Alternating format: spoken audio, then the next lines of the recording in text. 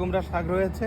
এটাই সেই হাইওয়ে মহাসড়ক, ঢাকা সিলেট মহাসড়কের ফাঁকে বাউন্ডারির বাইরের যে জায়গাটাতে নেট দিয়ে সুন্দর করে আবৃত্তি করা জায়গা।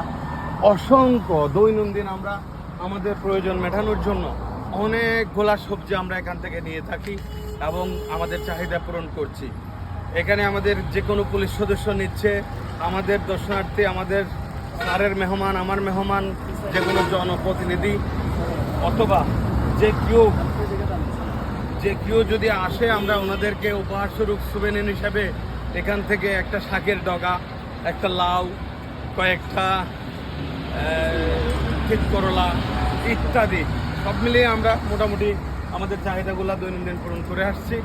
ধন্যবাদ সবাইকে। আপনাদেরকে অনুরোধ করব, আপনার বাড়ির পাশের আঙ্গিনায়, আপনার উঠানের অথবা বাড়ির চতুর্দিকে পতিত যে জায়গাটুকু রয়েছে, সেই জায়গাটা যেন পতিত না থাকে।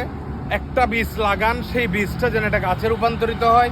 সেই পাতা কিন্তু শুধু পাতা নয়, সেই আপনাকে অক্সিজেন দিবে, আপনার কার্বন ডাই অক্সাইডটা সে গ্রহণ করবে। ধন্যবাদ সবাইকে। জয় বাংলা।